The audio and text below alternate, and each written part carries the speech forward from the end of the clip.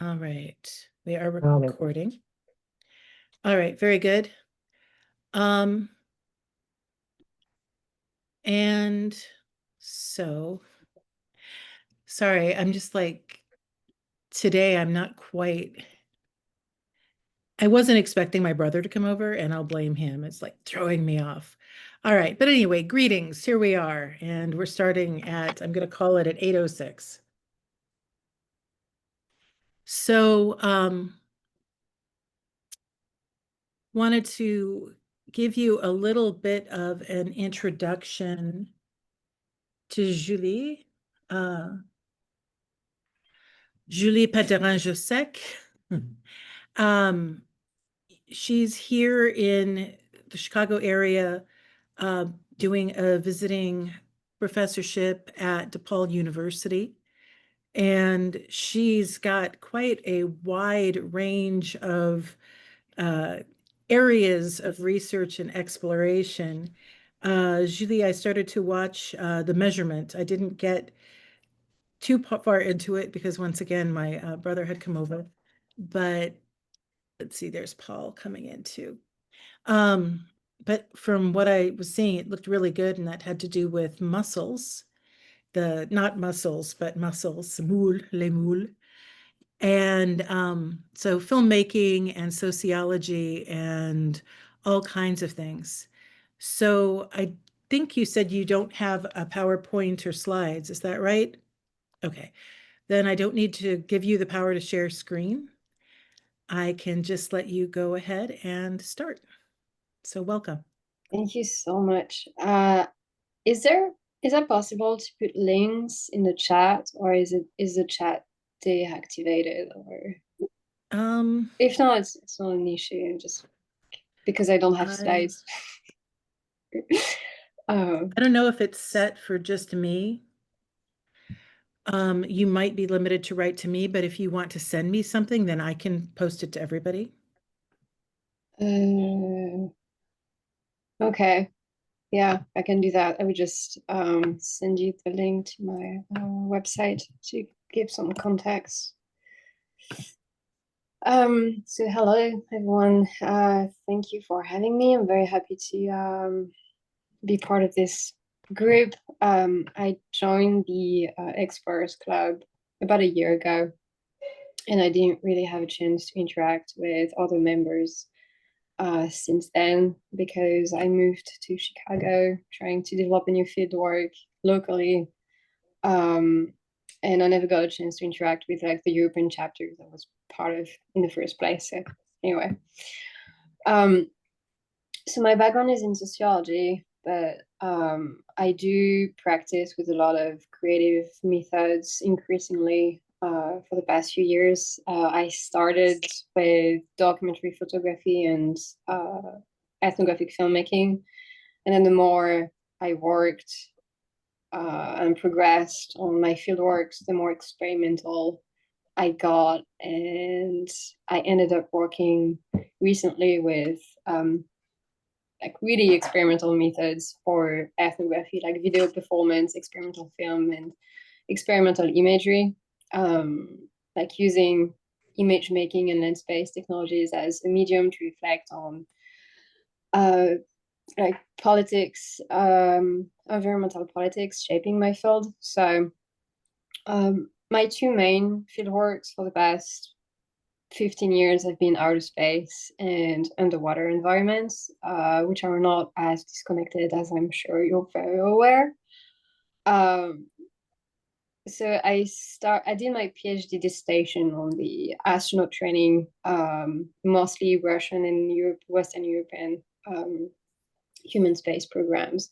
And I was interested as a sociologist in studying how like abstract geopolitical dynamics can be studied at a very micro scale, which is the body of an astronaut, like how those politics translate in technical skills and norms and representations that participate in astronaut identity building.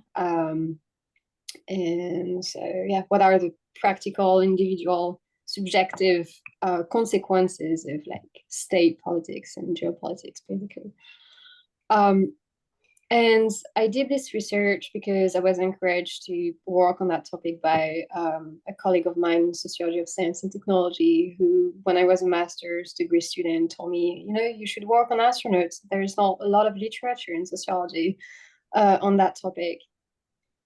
And it's interesting because there is quite a literature in anthropology on human It's getting to spaceflight. be.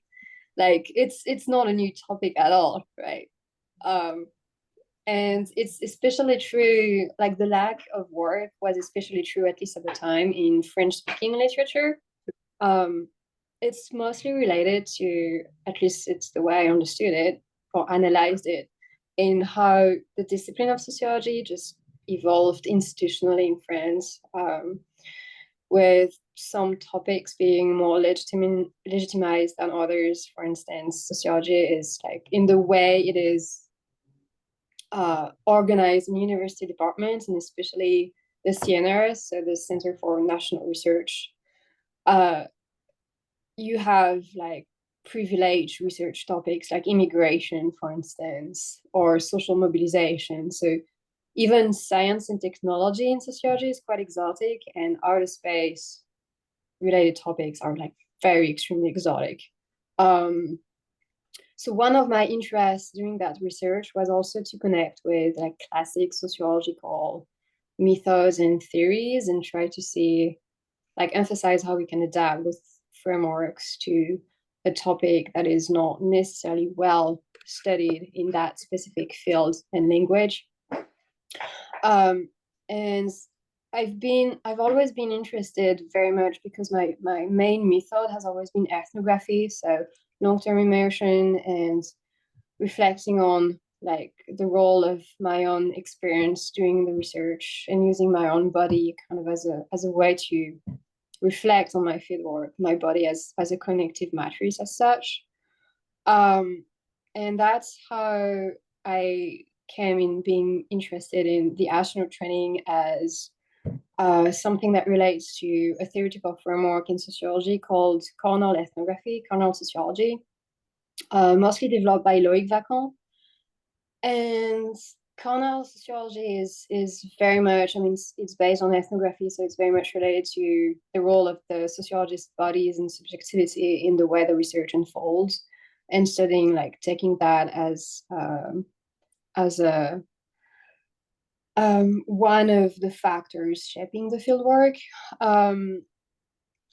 So that is to say that I was not only interested in the astronaut training, like what they learn and how they learn it, how they learn their skills and what that mean in terms of like norms, representations, ways of seeing the world. But also I was trying to find ways to involve myself corporally as much as possible in that research, um, which has always been kind of my main like methodological guideline.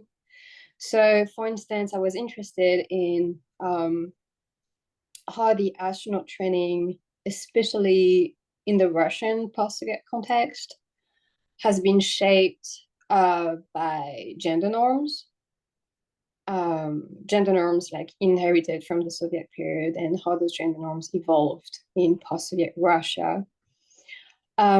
And one of the things I did for this research as a way to understand those dynamics was to learn how to fly. Like I knew some cosmonauts who were before becoming cosmonauts were acrobatic flight pilots.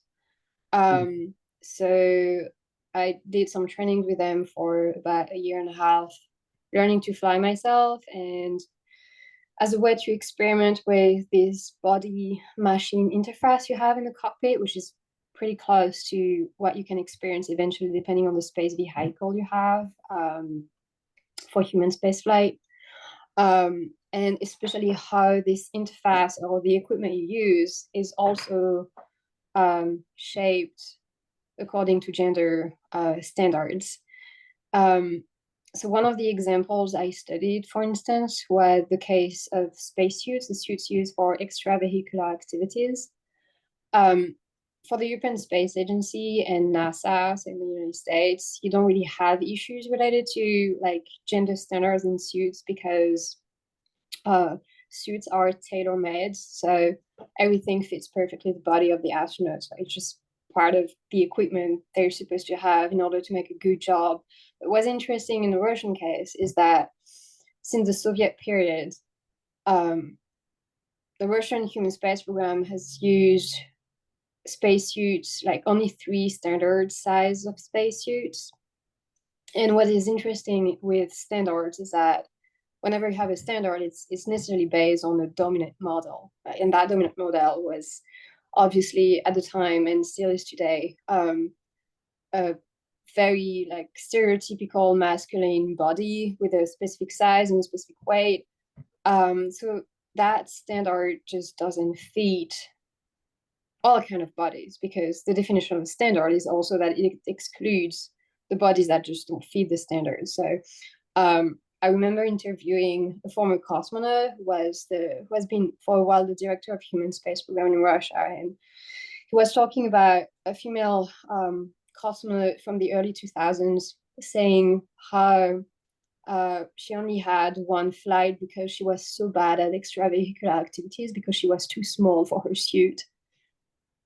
So that's an interesting quote that illustrates like that kind of framework, like how gender standards frame not only the training, but like how a space flight is performed, and how gender representations and gender roles, like what you think femininity or masculinity are supposed to be, is not only a question of representations and values, like related to physical strength, for instance, as a way to express masculinity, but also how those standards really translate in very, very practical, concrete ways, like in the way development, the equipment used by astronauts is used. And that's, so I was interested in this like articulation in terms of gender norms. On the first hand, you have masculinity as expressed by values and representations of the world, like again, physical strength, or a way to understand the environment as something you have to master, or that is a challenge you have to conquer, or this kind of vocabulary very much grounded in colonial history as well. And on the second hand, how those gender norms had, as I mentioned, very practical applications. And so I kept working on that topic for a while after my PhD dissertation, and I became increasingly interested in the relationship between outer space and underwater environments in the astronaut training, because, for instance, most of the time, the training for extra vehicular activities is like in a swimming pool where you have replicas of space station modules and so on. And the reason for that is that water and outer space are obviously a little bit similar. You have a similar risk exposure, which means you have a similar reliance on life support systems. So, and you also have like a similar feeling of weightlessness, although it's like the closest you can get to the weightlessness is in all the spaces in water, unless you can do parabolic flights, but there's a time limit for those. So anyway, that's how I got interested in diving in the first place, because it was part of the astronaut training.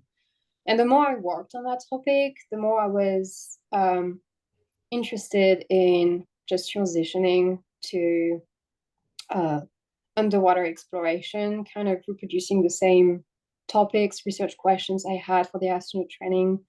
And as part of this carnal sociology methodological framework, the way I thought would be the most interesting for me to study that was to become a diver myself, obviously, because I needed to experience myself those sensations and this reliance on the life support system, and how like the technical skills related to the equipment and so on. So about 2 years ago, I did a commercial diving certification training in France. I don't know how much you're familiar with commercial diving, so it's like underwater construction work, and that's like the closest diving activity you can have to human space flight because the equipment is kind of similar. Like you dive with a helmet, for instance, your air is like your helmet is connected to an air surface supply. So it's not like when you do scuba diving, you have your air tank on your back and you're relatively autonomous, and you're more exposed to water as well because you have the regulator in your mouth and a mask on your eyes, but the rest of your face is usually exposed to water. So the fact of having like this different life support system with a helmet and the air surface supply, and also the kind of activity commercial divers do, like using like basic construction tools that are also used by astronauts for extravehicular activities. It's a very similar kind of work, constructing and deconstructing things, basically. Moving very heavy artifacts in the water, these kind of things. So undergoing this training was interesting because it was really a condition for me to be able to identify, again, gender norms I wouldn't have been aware of if I had experienced those dynamics myself. So I, for instance, got the same issue that female astronauts have, at least in Russia, with standardized suit sizes with the equipment commercial divers use. Most of the time we have our own suits, but a lot of the rest of the equipment, for instance, gloves or boots, is usually standardized sizes. And you can't really see me because we're on Zoom, but I'm kind of tiny. I'm like 5'5" and about 100 pounds. So that's just not the standard of the stereotypical masculine cisgender virile commercial diver who is way bigger and larger and stronger. I mean, allegedly stronger physically. So one of the things I started to study in that fieldwork was this same relationship with the equipment, and how you also had like how gender norms were expressed in a more let's say social and cultural way in the representations we have about water, for instance, water as an environmental work. And what was one of the things interesting, for instance, was to study the articulation between those like standards in the equipment that increases your risk exposure if your body doesn't fit those standards. For instance, when I was training for underwater welding, I was using gloves that were way too large for my hands. And because we're trained for underwater welding in very, very muddy water, where you have zero visibility, you have to rely on your sensations and what you feel with your hands. But with large gloves, that's not happening. So that just increases the risk exposure. Like, for instance, you can cut your hand with the welding torch, whatever. Same with the neoprene neck that seals the helmet to prevent water from entering. If that's too large for your neck, obviously you have water entering in your helmet, and you don't want that because, well, you might die. And so the articulation of that, and how at the same time commercial divers I was trained with had like discourses and representations about water as something that is considered as a danger, as a hostile environment, as something you need to conquer, as something you need to master through the use of like physical force, for instance, how to move a pipeline underwater, using your physical strength to like use the hydraulic lens to move the sand, for instance, while there are many other ways to do this job, not using strength, that are actually more efficient because, for instance, adapting to the flows of water instead of like forcing and using strength. So that's an example, I think, that illustrates how you have like those representations of masculinity in terms of how we understand nature and the environment, representations of masculinity in terms of physical strength and spirit of conquer and so on, and at the same time how that connects to like very, again, practical things like equipment used on a daily basis. So I started this field work about 2 years ago, And I keep working on that. We're trying to adapt to. So I became increasingly interested in sea mineral extraction as part of commercial diving because I've been studying for a while critical environmental theory, like queer, indigenous, Black theory of the environment.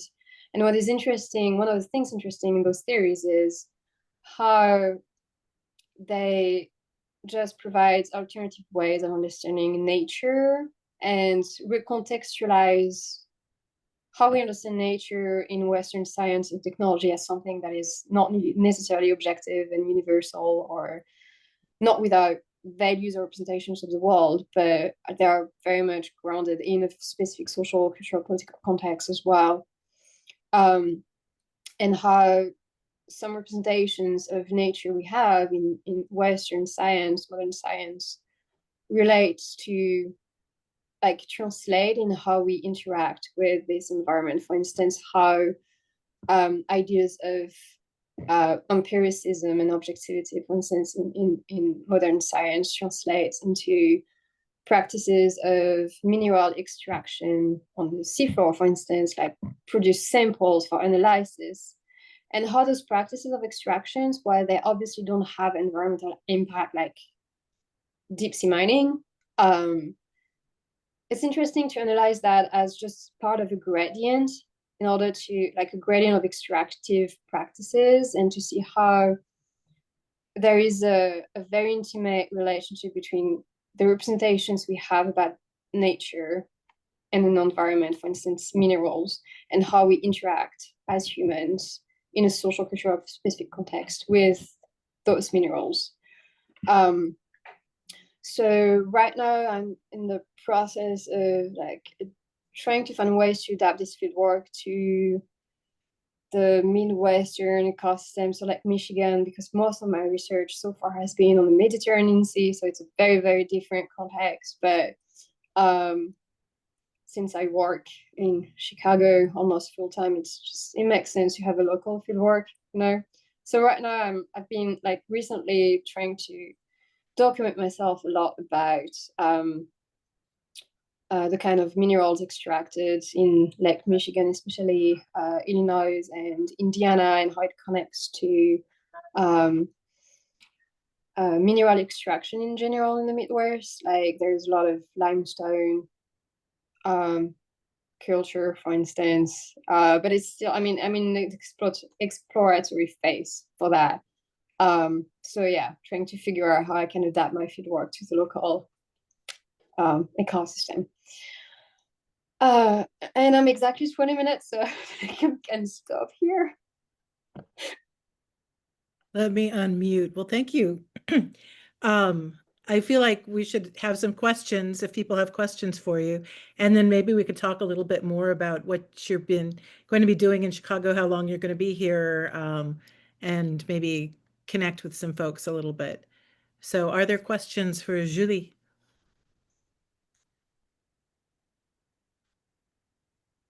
I'll Let bite. me- Julie Tangy, calling in from Minnesota. Thanks for the great, fascinating presentation. Really interesting to hear about your work. What's one of the questions that you are looking at right now in in the Midwestern fieldwork? So I don't have questions specific to the Midwest because my questions so far could be eventually adapted to different field works. It's like, for instance, what are the local practices of mineral extraction, and what do they say about how in that specific context, like what are the representations of the mineral, or what we call the non-human are. So I've been working like a couple of years ago. I was interested in doing a field work in Canada and Antarctica. So I was very interested in comparing, for instance, mineral extraction in the context of scientific investigation and indigenous ecologies related to minerals. it's not really something that is very, very present in the Midwest. It's not like there's a huge like culture of indigenous ecologists, but And do you have any sense yet of what's kind of significant and or puzzling about those practices? um, not really specific to the Midwest. So I started this position at DePaul last fall, and like right away it was supposed to be a research position, and at the last minute before the fall quarter started, they needed someone to teach on gender, and I was apparently the only one able to do that. So I ended up having a lot of classes every quarter, and as a result of that, it was like my main my priority was at the beginning to like develop this field work, and that's just not something I had the time to do. But the focus of my position, at least at the beginning, was to develop queer research methods at the Department of Sociology. So reflecting on like using experimental film and performance as ethnographic methods, and what does that mean in terms of how we produce and circulate sociological knowledge. So that's more related to the theory and methods of the discipline, and not on the like ethnographic field work in the Midwest either. But if you have any suggestions, I'm like,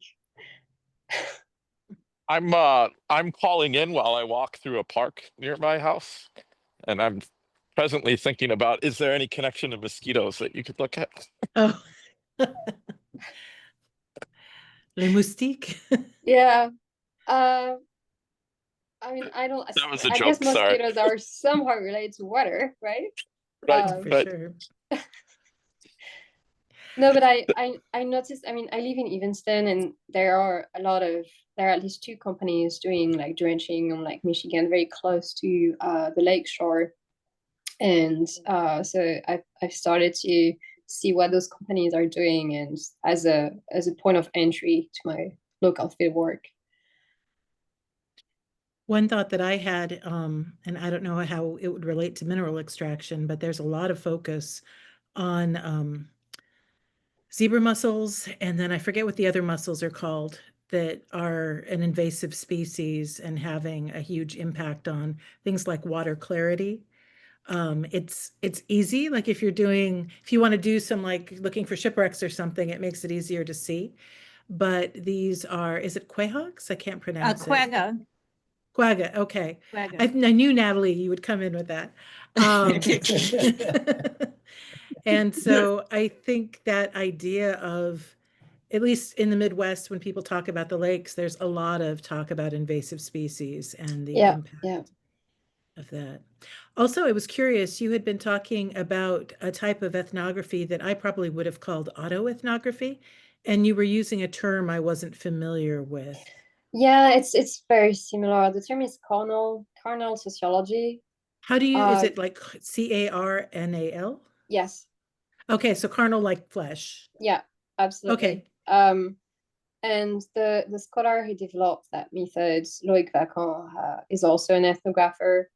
So in a lot of aspects, it's very, very close to autoethnography, at least in the way I use it.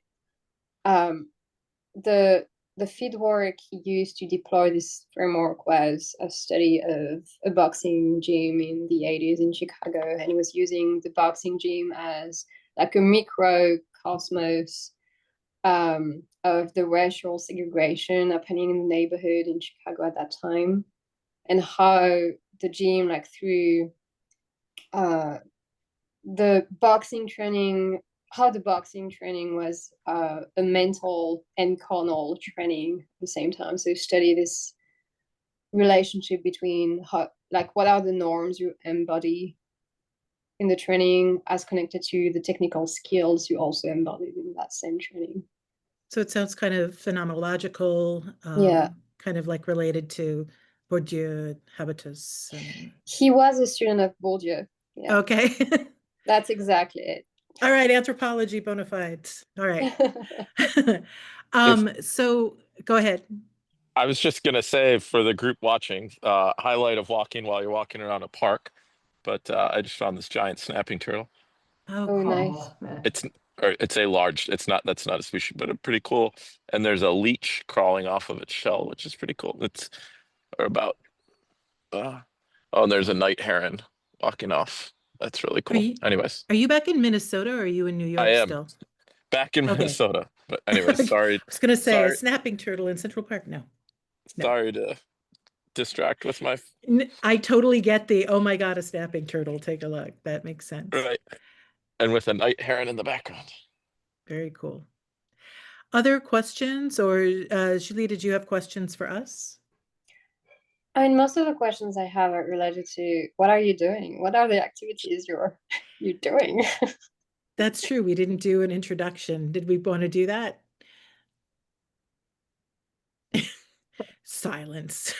We're shy. I mean, is there, so my understanding is that you meet on maybe a regular basis, a few times a year you meet on Zoom, and sometimes you gather in person for dinner or something. Right. We sometimes in the summer we'll have a get together. Last year, he's not in this meeting right now. He's in Montana right now, but Mark Tarner owns a museum. And so he hosted an event in person in South Bend that Natalie actually spoke at last year. And former chapter chair Bob Shuckman has a place in Saugatuck, Michigan, where we've gathered a couple times over the summer.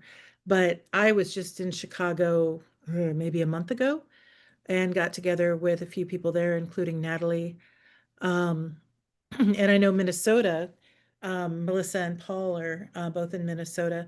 They had a recent meeting, I believe.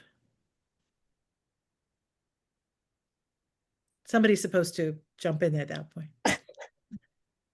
Yeah, there was. I wasn't able to attend, but there's a couple other in Minnesota sprinkled around, various members.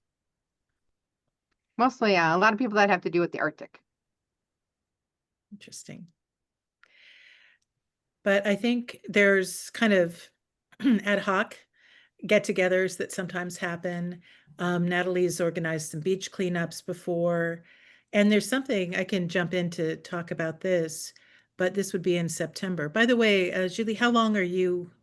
Is it like a year to year, or do you have like a No, longer I contract? currently have a visa for 5 years. It's like a Okay. 5-year visiting professorship. It was initially 6 months, but it got extended last February. So yeah. Okay. Well, I will jump to this. I'm kind of going out of order from my agenda, but let me get back to it. I've got 3 club members, none of whom are here at the moment. But they are putting together something called, probably for September, called From the Field: Tales of Underwater Exploration. Ooh. And we've got a deal the Explorers Club does with the Fjallraven stores where they will let us use their stores as like presentation locations without charging us. Plus, you get a discount when you shop there. And they're doing short stories of cutting edge underwater exploration as told by 3 members of the Chicago Great Lakes chapter of the Explorers Club.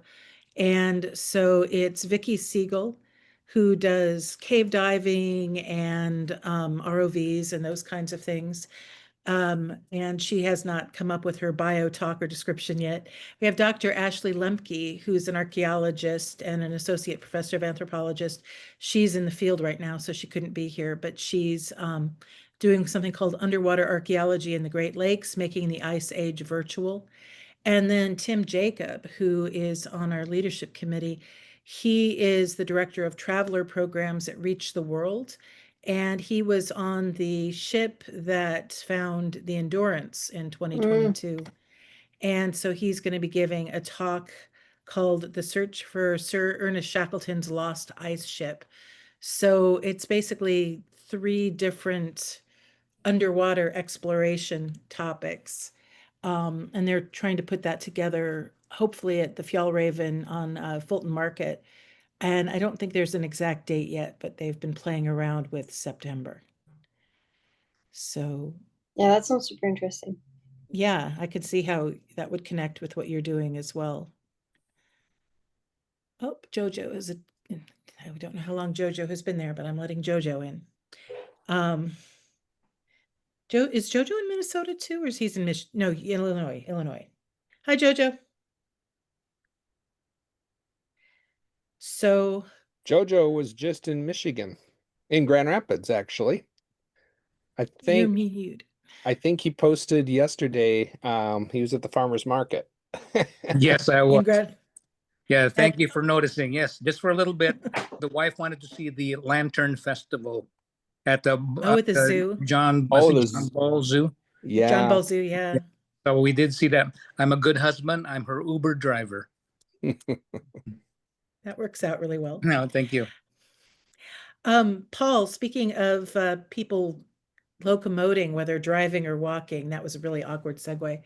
I added you at the last minute to the agenda to talk a little bit about the board meeting yesterday.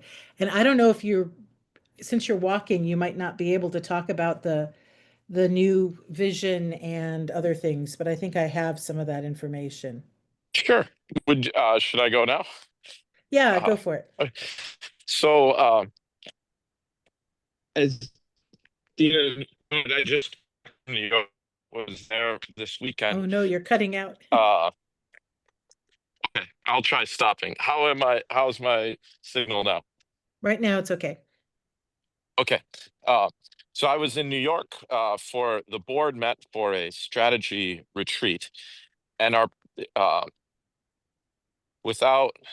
there'll be a deliberate kind of unveiling of the strategy that we've adopted, but the club's been around since 1904, but we've never had a strategic plan.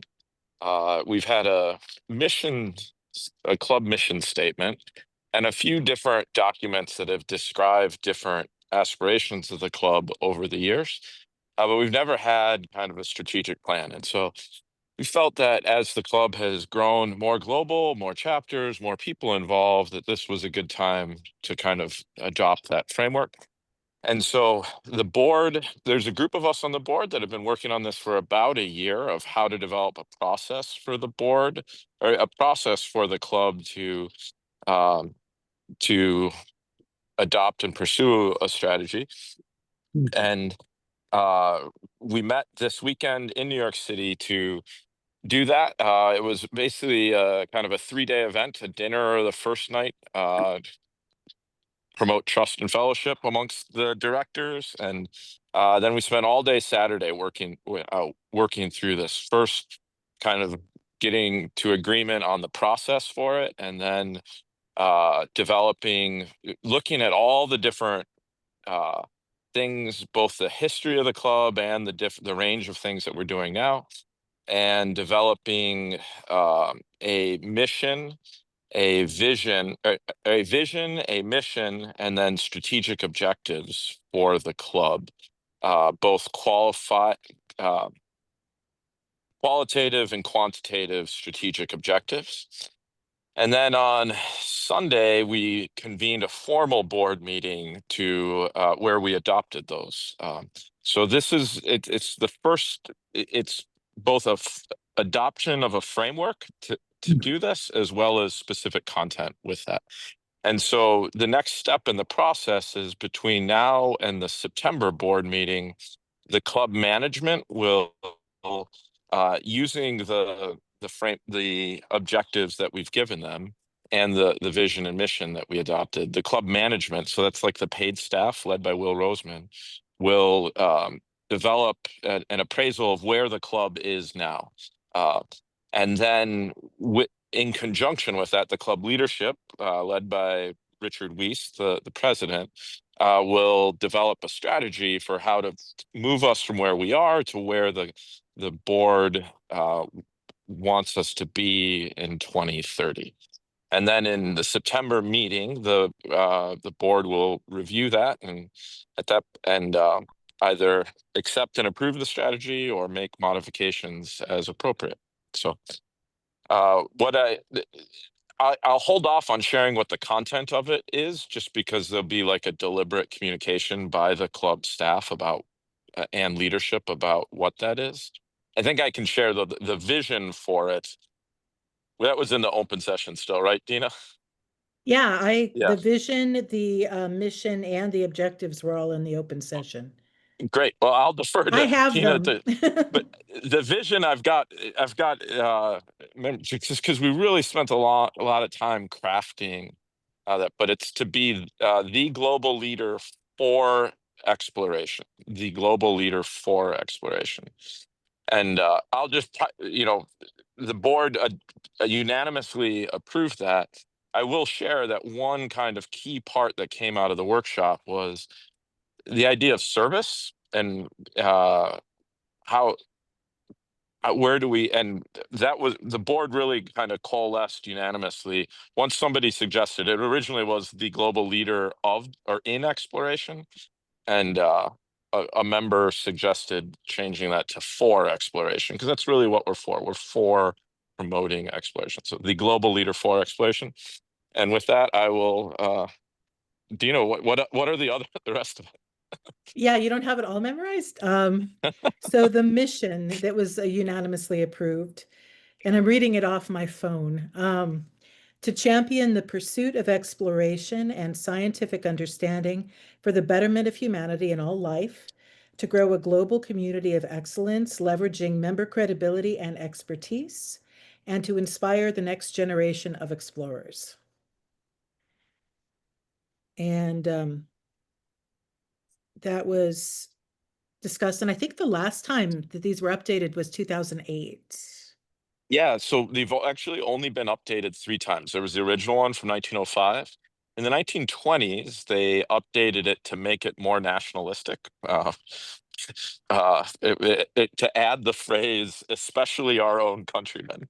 Uh, Oh, and the funny thing, that stood until 2008, I think, when a clause, it was modified and they dropped the nationalistic clause, but they added a clause to specifically recognize that conservation is a core part of what we do now as well.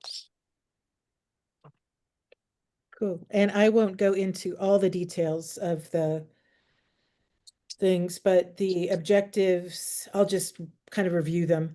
To increase the number of followers our members have by 50% by 2030. That does not mean, as you explained to me, social media followers. That just is an idea that the people in the club should have credibility. People should be able to look to them for expertise and knowledge, I think is how you explained it. Right. Yep. And so recruiting high impact explorers, scientists, and science communicators. And then for an objective for exploration is to establish the club as a center of expertise to showcase talent, transfer skills, and ensure best practices in exploration. And then for revenue, it was to increase the club's financial resources to support expanded opportunities for explorers without raising individual member dues or compromising the club's values and exploration credentials. Yep. So that all sounded good to me. Yeah, and those might still, so like I said, at this point, they're going to go to the management and the leadership to develop the strategy. That's the next step with it. So stay tuned for an official publication, probably coming out of September, of what that, and part of our goal, part of what we're trying to do here is just reflect best practices for nonprofits and for organizations. Also, just reflecting that we are now a global organization with nearly 4,000 members. And part of how we both achieve big things as a group and create space for that club to operate globally at its various echelons was this strategic framework. So, yeah. Any questions? Anything that you think I missed there, Dina? Not from me, but if other people have questions, please ask.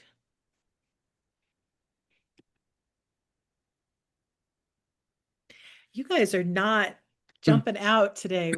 Go ahead, Jojo. Or Julie. We'll do Jojo, then Julie. Yeah, so this is just a plan. Thank you so much for sharing the meeting on the vision. So this is just a framework right now. So are there any initial steps that are planned so far for acknowledging this new vision? Yeah, great question, Georgia. These are the initial steps, as you said, of articulating it and then giving both the club staff, the club management, and the club leadership.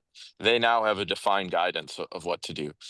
In candor, a lot of what's previously happened was every time there'd be a changeover in staffing or in leadership, just kind of organizational drift and what was it that we were trying to do would really vary from person to person. So part of what we're trying to do with this is really kind of stabilize club governance and make what the club is doing less a function of who is currently in holding a position and enable us to kind of work more stably on a long term. So in answer to your question, what are the specifics, like the kind of meat on this? That is between now and September.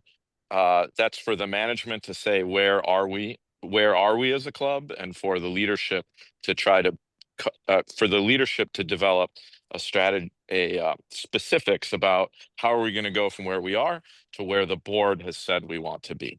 Can I make a follow-up question again? Yeah, absolutely. Because I know there are many steps to achieving this, and the most important thing I do believe is a form of a strong imprint on the public. And I have not seen anything for the Explorers Club. Do we have any kind of almost like a visual station ID, like what the Explorers Club is showing some of the members achieving short, half a minute kind of thing that can always precede any kind of presentation or whatever, just like National Geographic. They have it's like a station ID of when it's played with a certain music that will also be permanent, that people will always remember. Something to that effect. So more of a dramatic, but at the same time inspirational and motivational. Yeah, that's great questions, and those are the types of things that I would expect to be in part of the strategy. There is some aspects of that, but clearly the fact that it's not well known is a sign that we could be doing better with it. I will say that, and during the board, we also had comments from the club's director of programming, Kevin Murphy, and he really has a great vision from the staff perspective of how can we leverage the brand with authenticity and integrity.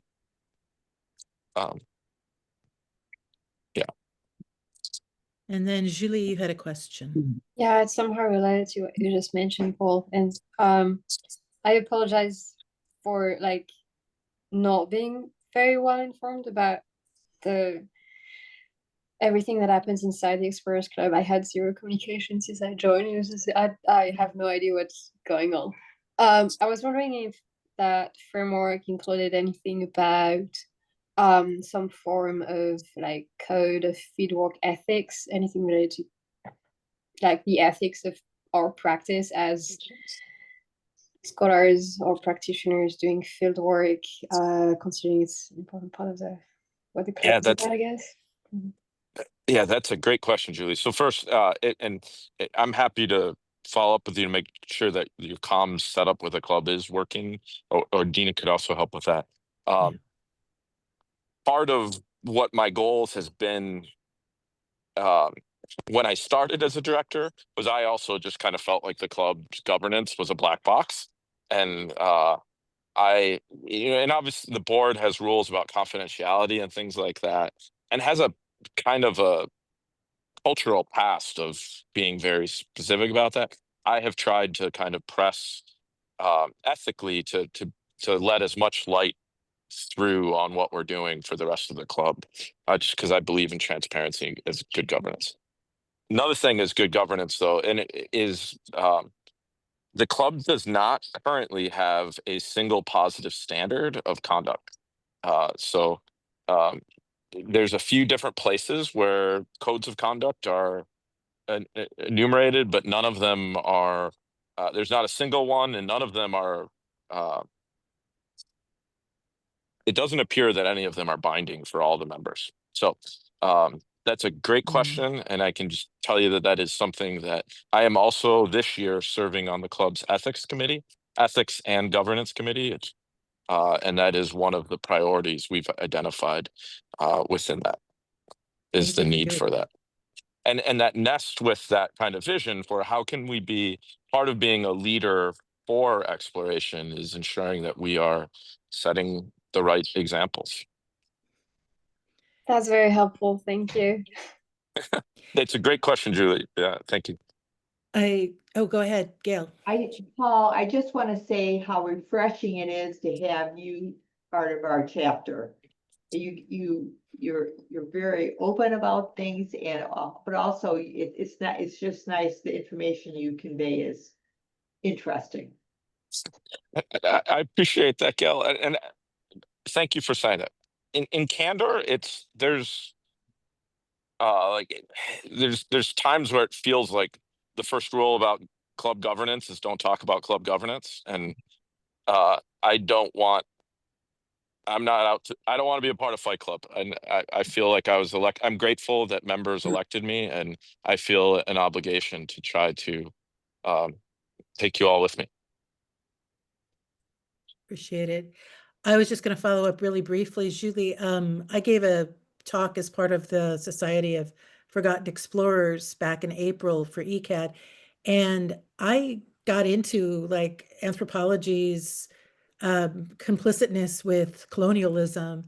And I was a little worried about how that was going to go, and people were very receptive to it. So I think especially on a day where people are getting ready to meet the EC50, there's there's kind of an old guard, but there's a new guard, and the new guard is getting a little stronger. And so I do feel optimistic about more of a focus on ethical exploration and sustainable exploration being something going forward. And that, Dina, your presentation was so good, and that really it does give evidence to the kind of actions behind these. And I just share that what I observed in the board was what the unanimity in the board behind this, not only the contents, but the whole process itself,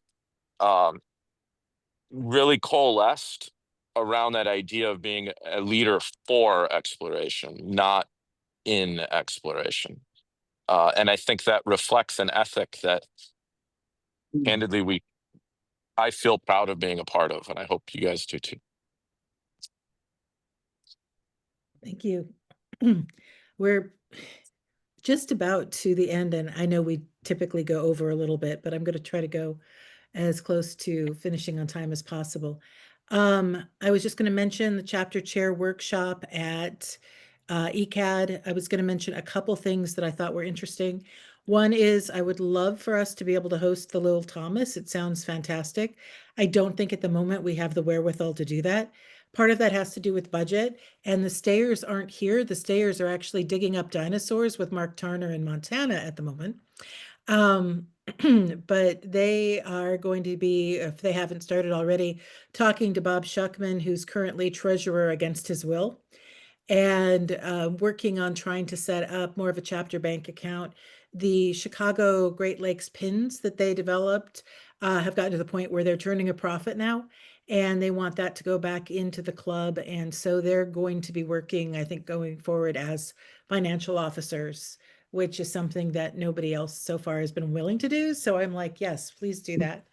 And I was also going to mention that one idea that the stayers came across too that Canada is doing is they have a flag for their chapter, and if they get contacted for expeditions and things like that that are happening in their region, they will send their flag out, and it's kind of a tacit way to approve of something without necessarily committing financially to it. It's more of a symbolic gesture, but it was in my notes and they had it in their notes also.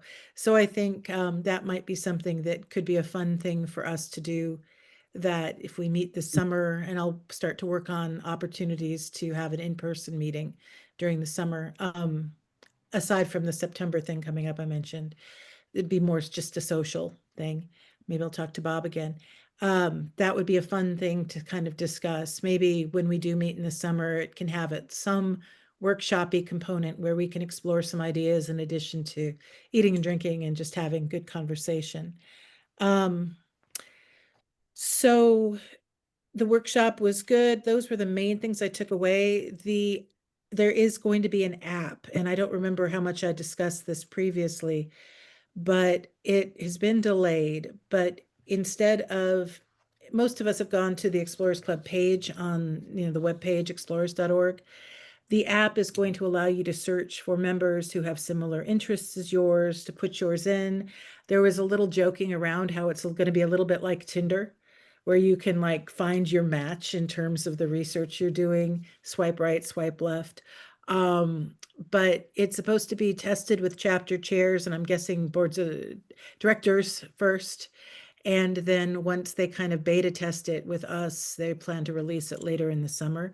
But it was going to be released to the membership at large in June and tested in May, and that did not happen. And the board meeting on Sunday, I think Kevin said it was probably going to be just sometime in the summer. So I think they're kind of moving forward with it, but slowly. But it looks like it's going to be a really neat thing to have. And that's where they want to put the membership cards, is something that would show up on your phone. So I know that's not everybody's ideal, but that is one of the things I was going to update you on. I'm going to open this up a little bit. Are there any announcements or updates from folks that you'd like to talk about? This is Natalie with my Green Dolphin Project Global, and we did schedule a local cleanup in the Chicagoland area for September 20th. So Dina, I will send those details to you so you can add them to the notes. That sounds good. Thank you. Is anybody traveling this summer? Yes. I'm going to Iceland. Ooh. Yeah, I was just wondering as well, and it's part of a PR promotion.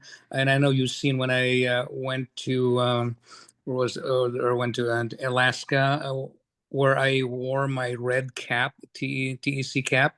It's just part of seeing the beauty of nature, not necessarily a formal exploration, but even seeing that in social media, and it's part of a promotion. In that regard, of course, I'm planning to wear that when we explored that dead cave where they have the magma and everything else that's not flowing. It's the only one in the world.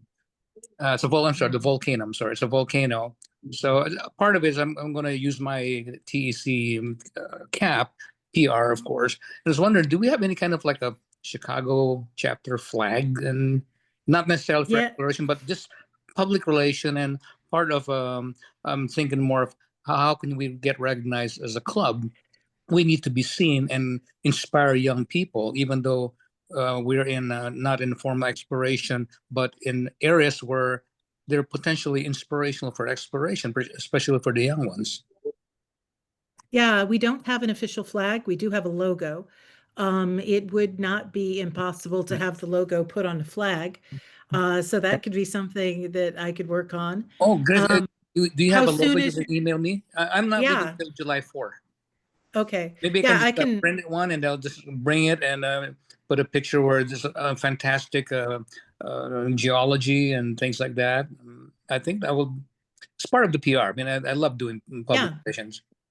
Absolutely. Yeah, I can send you the largest resolution version of that I have. It'd be great. Thanks, Dina. It's not enormous, but it's certainly bigger. Yeah, no, it's something at least the camera can do wonders. All you need to do is get it close and it looks big. Okay, that sounds good. To that effect, yeah. I also wanted to point out a new member. Oh, go ahead, Julie, go ahead. No, just sorry, I have to leave for another Zoom meeting. Oh, well, thank you so much. Yeah, thank you so much. And I hope to see you all soon, hopefully.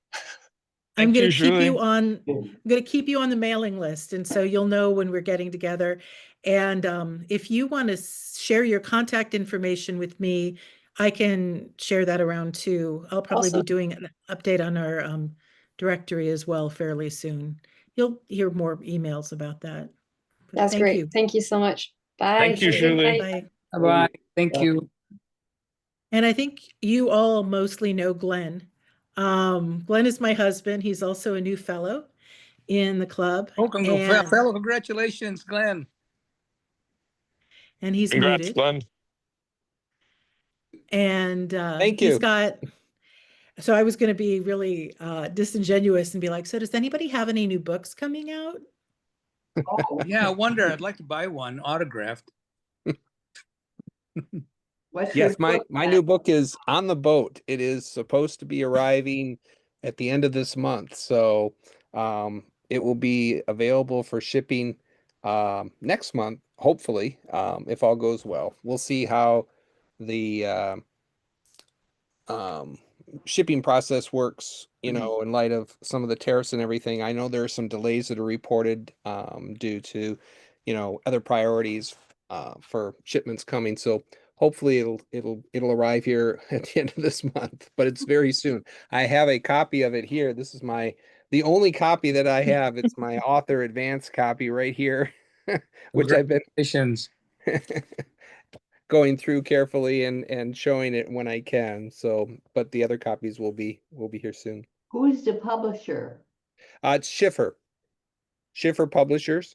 Yeah, they're independent publisher based in Pennsylvania. You can pre-order it through I put the Amazon. Amazon link in the chat. Yeah, Yeah. you can order it through either through the Actually- publisher or Amazon, or you can order it from me once I get my warehouse copies, and I'll be more than happy to sign it to send to you. And- That's thrilling, though. Congratulations. Thank you. This has been a lot of work.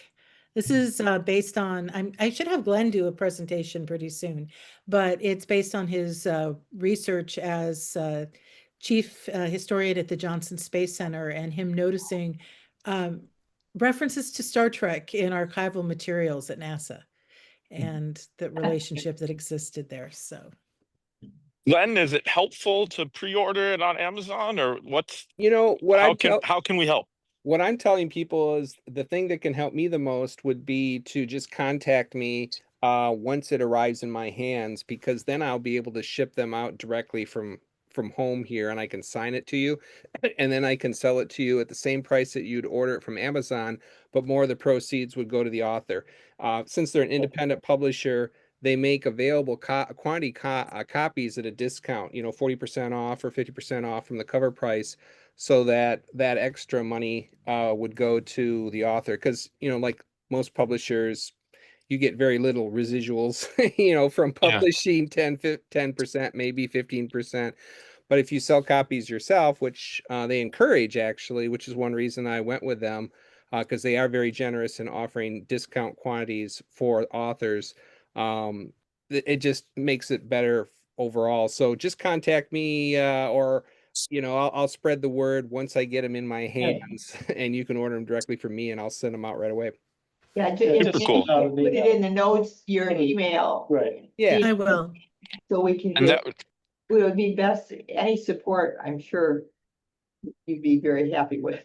Yeah. and it would be good to do a review of it for the log. So who Sure, would write the that'd be- review? That'd be great. Yeah. We just need to get somebody to read it and review it within, I want to say it's 6 months of when the publication date is. I tried to review a member's book once and it was more than that, and they wouldn't do it. But that's the rule.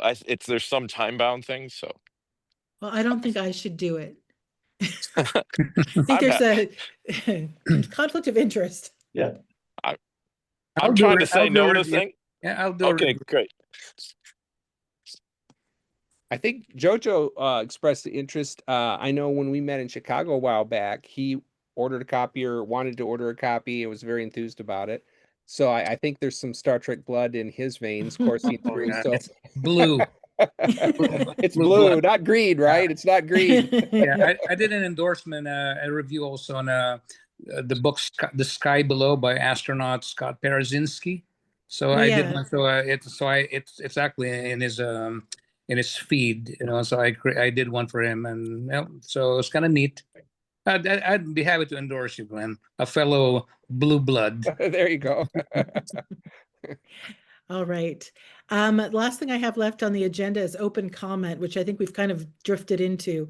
But are there anything else anyone would like to say before we close the meeting? A fun fact, we're going to Kenya in October, to see our elephant families and to Oh, more what, the Wildlife Trust, Sheltered Wildlife Trust is doing to promote, elephants. But do you all know that, this summer is the 50th anniversary of the, movie Jaws? Oh, hmm. So pretty soon you're gonna start getting a bunch of publicity about it because obviously people make money from that. But there's just a lot of stuff coming out, and some of the interesting things are the very negative impact that the book had on ocean conservation, specifically sharks, and how terrible how terrible that was. He eventually spent the 30 years of his life before he died after Jaws trying to make up for it, trying to invest and help with ocean conservation. And I don't know if we'll ever change our fear of sharks, but I mean, I think he did a lot to expand people's knowledge about sharks, about ocean conservation, and how important they are to the whole food chain. So maybe you'll be seeing some articles, and if you come to my 4th of July party, Zbigniew's been invited. I'm not sure if he's too busy, but we're going to have a whole evening of entertainment about it, but more so to educate Conservation. about, what's been done. are we all, I was going to ask, are we all invited? And Natalie's got her hand up. Uh-oh. No. Gail, I think you asked me last time to do a presentation for you for Kenya. Yeah, you did, yes. Not at the party of the elephants, because Right. I'm too old to do that anymore. So, and I think that it's beyond being a tourist there. So this is definitely exploration. So I did remember that. Okay. As far as the party, there's only a wait list, Natalie. I'm so sorry. But if someone drops out, I can't deal with more than 12 people in my house without like totally losing it. Totally losing. I'm not a cook. It's too hard. But I will if we have a cancellation, I will remember you. Okay. Okay. Yeah. All right. Well, if there's not other open comments, it's already 13 minutes after 9. So we should, or here in Michigan, 13 minutes after 8, where a lot of you are. So I think we'll wrap things up. I'm hoping to do the next Zoom in September, because we usually don't do one throughout the middle of the summer, but don't have a plan for a summer get together, but I'm hoping to have something appear or coalesce or organize something. So I know, Dina, there's that new shark exhibit that just opened at the Grand Rapids Public Museum, and mentioning about, education about sharks and so forth. I haven't seen it yet, but that might be a possibility for chapter members to come to Grand Rapids if they want to gather for something like that, but just a possibility. yeah, that might work. And I know that they're putting Jaws out back into the theaters Yeah. for the anniversary. So we could look at some dates and see if there's a way to make all those things happen all at once. That would be fun. If Or you're if it's- interested to see how, some more detail about how the whole movie was put together and some background, National Geographic is having a special on July 10th called Making of Jaws or something. Jaws at 50. Jaws at 50. It's gonna be on Hulu and Disney Plus. So July 10th, if you're, I think it'll be very interesting. The mechanical shark and its many failures is what's interesting to me when I watch some of the old clips. Okay. Yeah, no, that's really good. And we'll probably try to take a look at that. All right. I'm holding you too late. It's a quarter after. I'm going to declare this done, and I will see everyone the next time. Keep an eye on your emails. There will be more communication that way, and maybe we'll do an informal Zoom at some point in the summer too. Sounds good. Okay. Take care, everybody. Good night. Thank And I'm gonna be you. Thank you. asking Good night, you everybody. Everybody. Night. Glenn, live Night. long and prosper, Glenn. Thank you, Jojo. Take care. You too. Bye, you very everyone. Bye-bye. Bye. Good night. Thanks. Good night.